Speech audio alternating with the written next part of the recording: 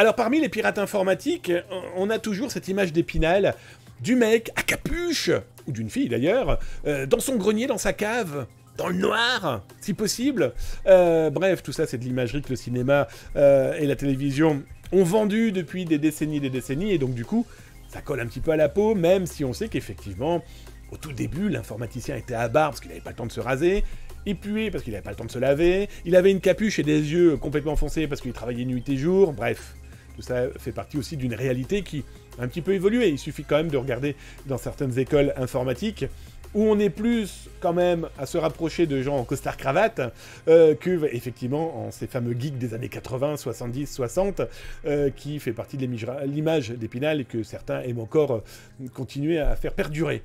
Et pourquoi je vous parle de ça? Eh bien, le hacker, le malveillant, le pirate informatique, eh bien, peut avoir clairement un autre visage. Je vais vous montrer et vous diffuser là maintenant sur Twitch l'article qui a été écrit sur ce sujet. Sur YouTube, vous le retrouvez là en dessous, hein, n'oubliez pas, vous l'avez dans le descriptif. Et puis, follow la chaîne, ça vous fait 2 à 3 vidéos dédiées cybersécurité par jour. S'informer, c'est quand même commencer à se cybersécuriser, les amis. Pourquoi je vais vous parler de ça? Eh bien, il vient d'y avoir une opération anti-gang.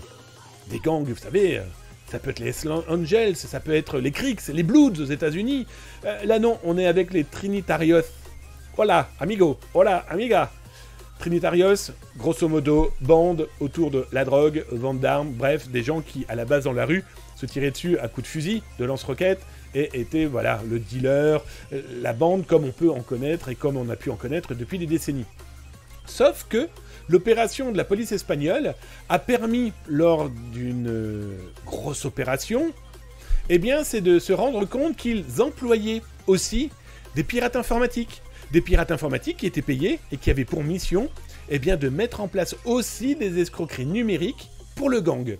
C'est plutôt intéressant de se rendre compte qu'aujourd'hui, alors que ça a été un fantasme pendant très longtemps, moi ça fait depuis très longtemps que je dis que des bandes organisées s'intéressent véritablement au monde du numérique, parce que je vois pas pourquoi ils agissent dans la rue, ils agissent en mode, on va dire, physique, et pourquoi ils ne s'intéresseraient pas au business que le numérique peut leur ouvrir. Regardez tous ces groupes et ces boutiques dédiées à la vente de drogue. Eh bien là, dans ce cas-là, 13 perquisitions, de l'argent qui a été récupéré chez ces pirates, des cartes bancaires piratées, vous vous en doutez bien.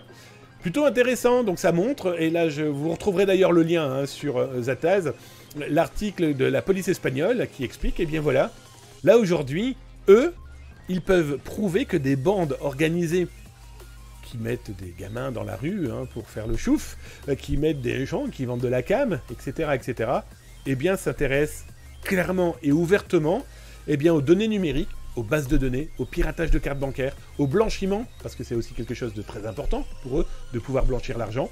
Bref, ils en ont arrêté 40. Mais il en reste véritablement encore combien? Eh bien, on en parle là dans un instant.